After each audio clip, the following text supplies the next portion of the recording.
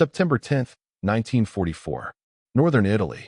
The jagged peaks of the Apennine Mountains stood like sentinels guarding the heavily fortified Gothic line, where Oberleutnant Werner Hoffmann of the 4th Parachute Division scanned the valley below through his binoculars. Rain had just cleared, revealing the advancing American forces. A smirk formed on his lips when he spotted the distinctive shoulder patches of the 92nd Infantry Division, the Buffalo Soldiers. The German High Command had assured him these black troops would break at the first sign of serious resistance. In less than 3 months, those same men would force Hoffmann to question everything he'd been taught about racial superiority and the capabilities of his enemy. Before we dive into this story, drop a quick hi in the comments and tell me where you're watching from. It really helps support the channel. This is the story of how Germany's most formidable defensive line in Italy was broken not just by military might, but through a profound psychological transformation, as their racist propaganda collapsed before the unstoppable courage and tactical brilliance of the men they had been trained to underestimate. The Gothic Line represented Nazi Germany's last major defensive position in northern Italy, a 10-mile deep network of bunkers, anti-tank ditches, machine gun nests, and artillery positions stretching 170 miles from the Ligurian Sea to the Adriatic.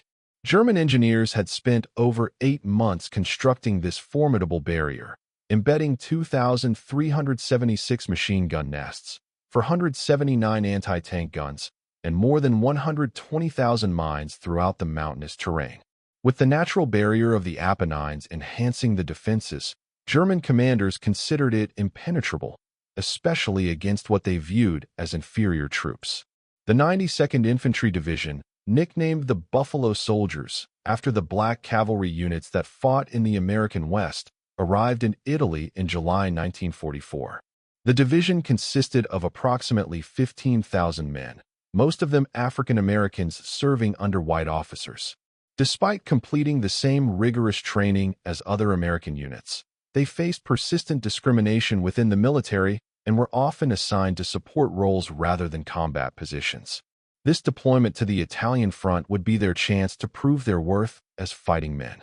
The Buffalo Soldiers had already proven themselves in the grueling North African campaign, where elements of the division had fought with distinction at Cassino and Anzio earlier in 1944. Yet despite their combat record, racial prejudice continued to shape both how they were deployed and how their achievements were recognized. Of the 433 Medals of Honor awarded during World War II, not a single one went to a black soldier during the conflict, a statistical impossibility given their participation and documented heroism. Colonel Nathan Williams, commanding officer of the 370th Regimental Combat Team within the 92nd, gathered his battalion commanders in an abandoned villa just miles from the Gothic Line.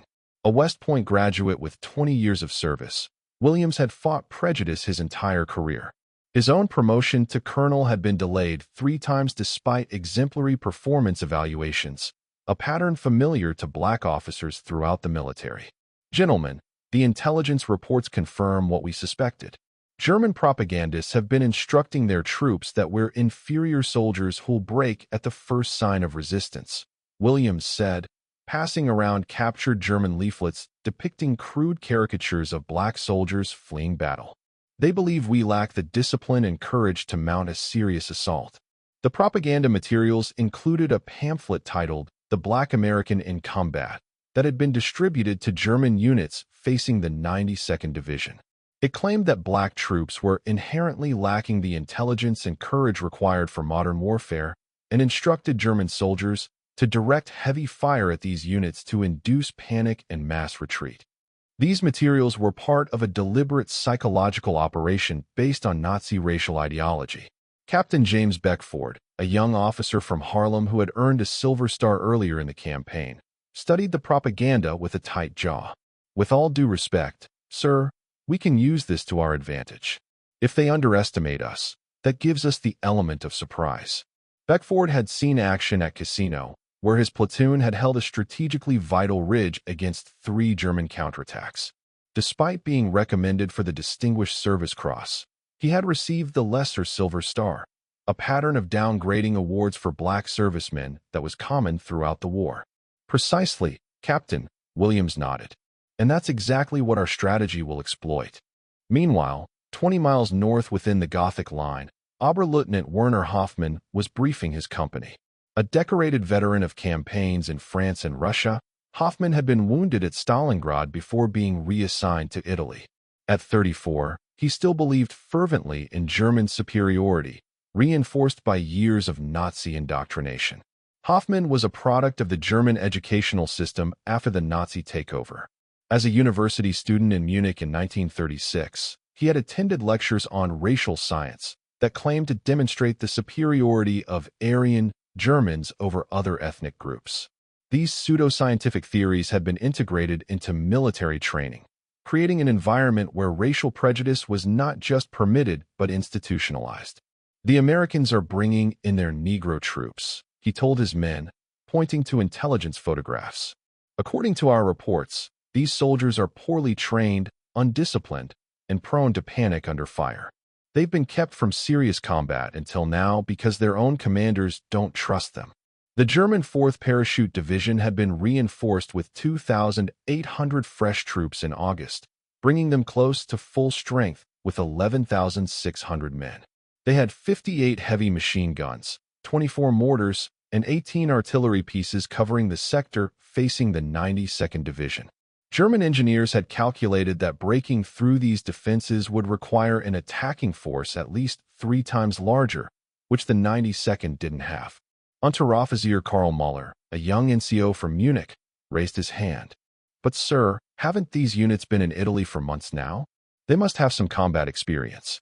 Müller represented a younger generation of German soldiers who had begun to question some aspects of Nazi ideology. Having fought in Sicily and mainland Italy since 1943, he had seen American forces in action and developed a healthy respect for their capabilities. His skepticism represented a crack in the ideological certainty that Nazi leadership tried to maintain. Hoffmann dismissed the concern. They've only been used for rear area security and supply operations. This will be their first significant action, and they're being thrown against our strongest defenses. High Command believes the Americans are desperate for manpower, which is why they're using these troops at all. What Hoffmann didn't know, what German intelligence had failed to discover, was that elements of the 92nd had already been bloodied in smaller actions around Lucca and the Arno River. They weren't untested, and they were far from unprepared for the challenge ahead. The Buffalo soldiers had been methodically planning their assault for weeks. Unlike many American units that relied heavily on overwhelming firepower and frontal attacks, Colonel Williams had developed a strategy emphasizing stealth, surprise, and maneuverability, born partly from necessity, as the 92nd often received less artillery support than other divisions. American military planners had allocated 60% of available artillery support to other divisions in the sector, leaving the 92nd to improvise with reduced firepower. This disparity in resource allocation was typical of how black units were treated throughout the war, forced to accomplish the same objectives with fewer resources than their white counterparts. First Lieutenant Robert Freeman, an engineering officer with the 370th, had been studying aerial photographs of the Gothic line defenses. A graduate of Howard University's engineering program, Freeman had identified several potential weaknesses in the German fortifications. Before the war, Freeman had been denied employment at 4 major engineering firms despite graduating at the top of his class, another manifestation of the discrimination black professionals faced in civilian life. The Germans have concentrated their heaviest defenses along the obvious approach routes, Freeman explained during a planning session, pointing to detailed topographic maps spread across a makeshift table. But I found 3 narrow ravines that appear to be lightly defended. They probably consider them impassable, especially for vehicles or heavy weapons. The ravines in question were treacherous, nearly vertical in places, with unstable rock formations and minimal cover. Military doctrine of the time classified such terrain as unsuitable for infantry operations, but Freeman's assessment was based on more than military theory. Growing up in rural Georgia, he had hunted and explored similar terrain, developing skills that formal military training didn't provide. Colonel Williams studied the maps carefully. "Can we get men through there?" "Yes, sir, but it won't be easy. We'll need to go in light, No vehicles, minimal equipment. Hand-carried weapons only. And we'll need to move at night. Williams nodded. That's our insertion point then. Captain Beckford, your company will take point. Select your best men. You'll need to neutralize any defenses silently before we can bring the main force through. The operation was set for September 13th. For 3 days prior, American artillery would pound German positions along the main approaches to the Gothic line, but nowhere near the ravines that Freeman had identified. It would serve as both a distraction and a misdirection. The night of the 12th brought steady rain. Miserable conditions for the soldiers, but perfect cover for their approach. Sergeant Marcus Johnson, a former sharecropper from Mississippi, led a 12-man reconnaissance team ahead of Beckford's company. They moved silently through the darkness, each man carrying only essential weapons and equipment. Johnson had grown up hunting at night to supplement his family's meager diet, developing an almost supernatural ability to navigate in darkness. These skills, learned through necessity rather than military training, would prove decisive in the operation ahead. His reconnaissance team included men from similar backgrounds, rural Southerners accustomed to moving through difficult terrain and urban laborers with experience navigating complex industrial environments. Remember, not a sound. Johnson whispered to his men as they approached the first German listening post. We take them out with knives. No gunfire. The German sentry never saw the shadow that moved behind him. Johnson's knife found its mark with terrible efficiency, skills he'd learned not in the army, but from hunting in the backwoods of Mississippi. One by one, the forward German positions were neutralized, creating a narrow corridor through which the main force could advance. By dawn on the 13th, Captain Beckford's entire company, 186 men, had penetrated nearly 2 miles behind the Gothic line without firing a shot. They established hidden positions overlooking a crucial German command post and supply route. The main attack would begin at noon, with artillery pounding the German positions to the east, drawing attention and reinforcements away from the actual breakthrough point. When the bombardment started, Oberleutnant Hoffmann was called to the command bunker where Hauptmann Schroeder, the battalion commander, was receiving reports from along the line. The bunker, reinforced with concrete and timber, contained radio equipment, tactical maps, and a dozen staff officers monitoring the situation. The Americans are making a major push near Monte Altuzzo, Schroeder said, pointing to the map where red pins indicated reported enemy positions. Commit your reserve platoon to reinforce that sector. Hoffman hesitated. Sir, something doesn't feel right. This attack seems too obvious. What do you mean? The Americans are using their Negro troops for this assault. Why telegraph their weakest units for a frontal attack against our strongest positions? It makes no strategic sense. Schroeder dismissed the concern with a wave of his hand. Perhaps they're using them as cannon fodder to wear down our defenses before committing their better units. Either way, follow your orders. The German command structure, rigidly hierarchical and ideologically constrained, was slow to adapt to unexpected developments. Their racial prejudice created a form of intellectual blindness that prevented them from considering that the black troops might be executing a sophisticated tactical maneuver. As Hoffman left to deploy his reserves, the first shots came from behind their lines. Captain Beckford's men had begun their attack, striking the German rear areas with devastating precision. German soldiers, believing they were secure behind their formidable defenses, found themselves under fire from positions they thought impossible to reach. Sergeant Johnson's squad targeted the German communications center, cutting phone lines and destroying the radio equipment before the defenders could send word of the attack. Within an hour, 3 miles of the Gothic line had been effectively cut off from communication with their command structure. The Buffalo soldiers moved with deadly efficiency through the German positions. Private Henry Wilson, a former boxer from Detroit, led a small team that captured a German artillery observation post intact, securing valuable maps and communication codes. Corporal David Thompson, who had studied German at Howard University before the war, intercepted and translated enemy communications, providing real-time intelligence on German movements and reinforcement plans. When the first German prisoners were brought to Captain Beckford, the looks of shock on their faces told the story. A young German lieutenant, bleeding from a shoulder wound, stared in disbelief at his captors. "How did you get through?" he asked in halting English. "Those ravines were supposed to be impassable." Beckford allowed himself a small smile. "We're from Harlem, Detroit, and the Deep South, Lieutenant. We've been overcoming impossible obstacles our entire lives." That sentiment captured a fundamental truth about the Buffalo Soldiers that German intelligence had failed to grasp. Men who had navigated the dangerous waters of American racial discrimination had developed resilience and adaptability that proved invaluable in combat. Their experience with systemic obstacles had paradoxically prepared them for military challenges in ways that their enemy couldn't comprehend. By evening, the Buffalo Soldiers had created a 3-mile breach in the Gothic line, allowing the rest of the 92nd and elements of other American divisions to pour through. The German defenders, caught between the breakthrough force and the frontal assault, found themselves in an untenable position. Oberleutnant Hoffmann was among those cut off by the American advance. His company had been reduced to 47 effective fighters, with ammunition running dangerously low. When African-American troops surrounded his position late on September 14th, he made the difficult decision to surrender rather than sacrifice his remaining men. As Hoffmann handed his sidearm to Major Richard Townsend of the 92nd Division, he couldn't hide his curiosity. "Your men fought with exceptional skill. Where did they receive such training?" Townsend's expression remained neutral. "The same places as every American soldier, Lieutenant.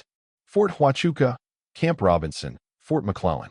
Though I suspect the best training they received was surviving in a country that treated them as second-class citizens." The breakthrough of the Gothic line represented more than a military victory. For the Buffalo Soldiers, it was vindication after years of being underestimated and underutilized. In the days that followed, the 92nd expanded their gains, pushing several miles beyond the Gothic line and capturing key terrain that would facilitate the Allied advance toward the Po Valley. German propaganda quickly shifted. The racial caricatures disappeared, replaced by grudging respect. A captured German field report dated September 18th acknowledged, "The Negro units of the 92nd Division have demonstrated unexpected tactical sophistication and combat effectiveness. They exploit terrain features with remarkable skill and execute night operations with precision typically seen only in elite formations." Military historians would later identify the 92nd Division's breakthrough as one of the most innovative tactical operations of the Italian campaign. The Buffalo Soldiers had exploited what military theorists call terrain discrimination, the tendency of defenders to focus on obvious avenues of approach while neglecting areas deemed naturally impassable. By accepting extreme physical hardship and logistical constraints, the 92nd had transformed a defensive strength into a critical vulnerability. Lieutenant Karl Schmidt, a German artillery officer captured during the offensive, described the psychological impact in his debriefing. "We heard gunfire behind our positions and assumed it was partisan activity. When we realized it was organized American infantry, black troops we had been told could not fight effectively. The effect on morale was devastating. Men who had held firm against frontal assaults for weeks suddenly felt vulnerable and surrounded." The operation also demonstrated the 92nd's remarkable logistical innovation. Unable to bring vehicles through the narrow ravines, they had developed a human supply chain, with hundreds of soldiers passing ammunition, medical supplies, and rations hand-to-hand through the treacherous terrain. Private First Class Lamar Washington, a former railroad porter from Chicago, organized this effort based on his pre-war experience moving luggage efficiently. "We established 5-man teams every 100 yards, Washington explained after the war. Each team would receive supplies from behind and pass them forward, maintaining a continuous flow without any single soldier having to cover the entire distance. We moved over 80 tons of supplies through those ravines in 3 days." This innovation particularly impressed German observers, who had built their defensive doctrine around the assumption that modern military operations required motorized transport. The ability of the Buffalo Soldiers to sustain combat operations using only human carriers challenged fundamental German assumptions about modern warfare. For Werner Hoffmann, captivity brought unexpected revelations. Housed in a prisoner of war camp staffed primarily by Buffalo Soldiers, he observed firsthand the professionalism and humanity of men he had been taught to consider inferior. The POW camp where Hoffman was held maintained the standards set by the Geneva Convention, providing adequate food, medical care, and shelter, a stark contrast to the propaganda that had warned German soldiers that Black American troops would mistreat or even execute prisoners. This humane treatment created another form of cognitive dissonance for German POWs, further undermining the racist ideology they had been taught. 2 weeks into his captivity, Hoffman was surprised to be summoned to meet with Captain Beckford, the officer whose company had executed the brilliant flanking maneuver. "I wanted to ask you something, Lieutenant," Beckford said when they were seated across from each other in a small interview room. "Those propaganda leaflets about Black troops, did you believe them?" Hoffman considered his answer carefully. "I believed them because I had no evidence to the contrary. We were told your men were untrained, undisciplined, and would break easily. And now I know we were misled. Your operation was brilliantly conceived and executed. You outmaneuvered our best defensive line in Italy." Beckford nodded. "You know what's ironic, Lieutenant?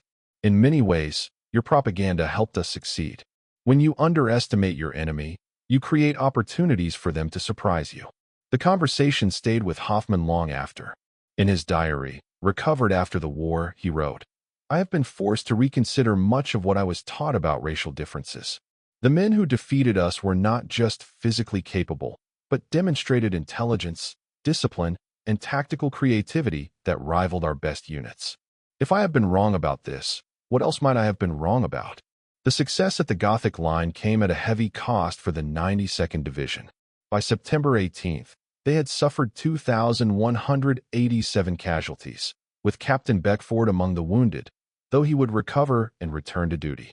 But their sacrifice had broken through defenses the Germans had considered impregnable, creating opportunities that would shorten the Italian campaign by an estimated 3 months. Colonel Williams received the Distinguished Service Cross for his leadership during the operation, though many believed he deserved the Medal of Honor, an award rarely given to Black servicemen during World War II. In his acceptance speech, he dedicated the medal to his men. "This recognition belongs to every Buffalo soldier who proved that courage, skill, and determination know no color. They faced not just a formidable enemy abroad, but discrimination at home, and they overcame both with equal dignity." For Sergeant Marcus Johnson, the Mississippi sharecropper who had led the initial infiltration, the victory had personal significance. After the war, when interviewed for a military history publication, he reflected, "Back home, they wouldn't let me use the same water fountain as white folks. In Italy, we broke through the strongest defensive line the Nazis built. That contradiction wasn't lost on any of us."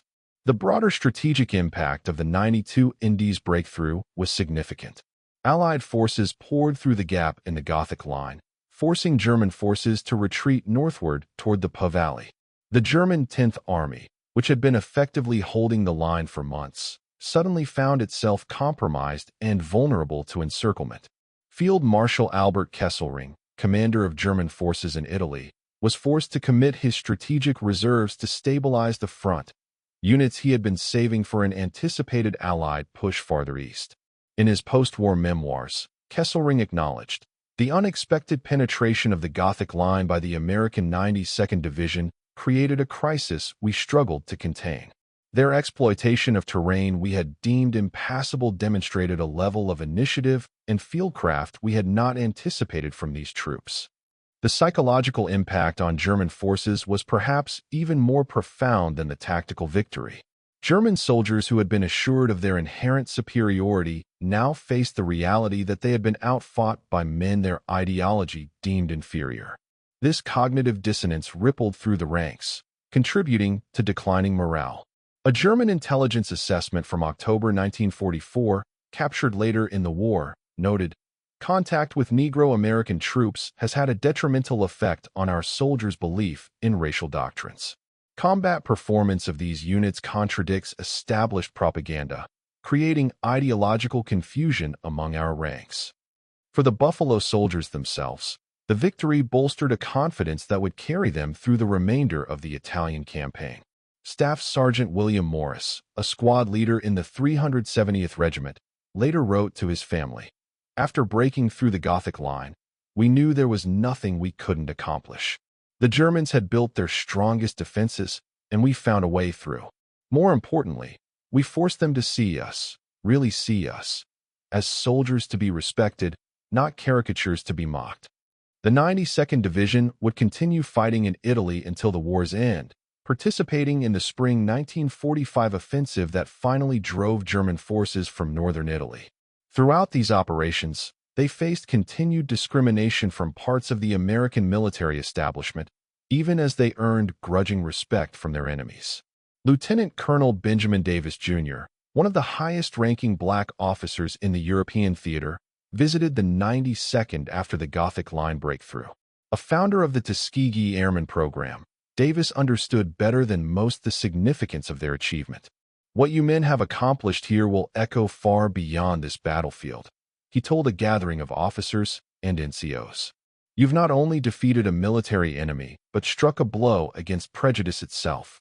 Every yard of ground you've taken moves us closer to the day when America must recognize the full equality of all its citizens." Werner Hoffmann remained a prisoner until the war's end. Upon his return to Germany in 1946, he found a shattered country struggling to come to terms with the consequences of its ideology.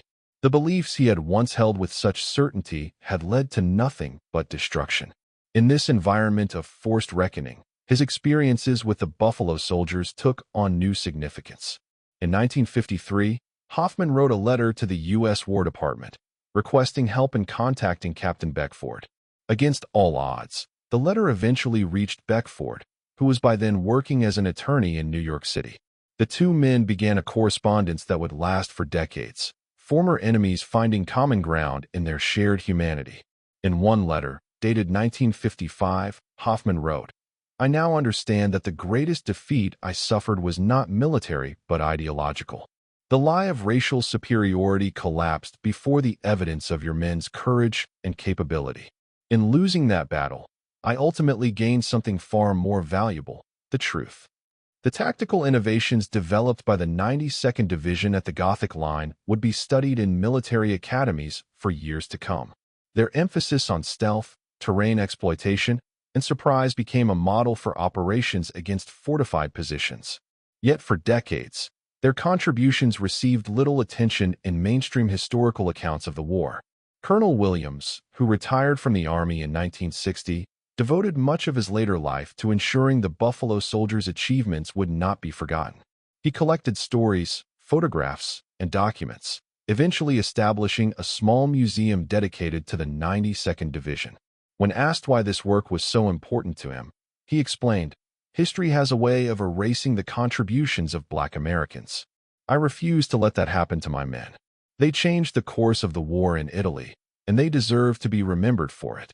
In 1997, 53 years after the breakthrough at the Gothic line, President Bill Clinton awarded the Medal of Honor to 7 Black World War II veterans whose extraordinary heroism had been overlooked due to racial discrimination. Among them was Lieutenant Charles Thomas of the 92nd Division, who had led a critical assault during the Gothic line operation. Thomas had died in 1980, never knowing that his country would finally recognize his valor with its highest military honor. The ceremony brought together surviving members of the 92nd, now elderly men in their 70s and 80s. Among them was Robert Freeman, the engineering officer who had identified the ravines that made the breakthrough possible. When asked by a reporter what he remembered most about that operation, Freeman replied, "I remember the looks on the German prisoners' faces when they realized who had captured them. That mixture of shock and dawning respect told me we had won something more important than territory that day." The story of the Buffalo Soldiers at the Gothic line reminds us that the struggle against fascism in World War II was fought not just with weapons, but with ideals. Every yard of Italian soil they liberated was matched by ground gained in the longer battle for equality and recognition. The Germans mocked them until the evidence of their courage and skill became impossible to deny, a pattern that would repeat itself throughout the civil rights struggles to come. Today, a small monument stands near one of the ravines where the Buffalo Soldiers made their historic infiltration. The inscription, in both English and Italian, reads simply, "They came through here, proving the impossible possible. September 13th, 1944.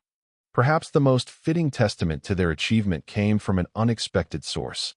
In his final letter to James Beckford before his death in 1986, Werner Hoffman wrote, "Your men did more than defeat me militarily. They defeated the lie at the core of my worldview. In doing so, they liberated not just Italy, but also my mind from the prison of prejudice. For that, I remain eternally grateful." And that concludes our story. If you made it this far, please share your thoughts in the comments. What part of this historical account surprised you most? Don't forget to subscribe for more untold stories from World War II, and check out the video on screen for another incredible tale from history. Until next time.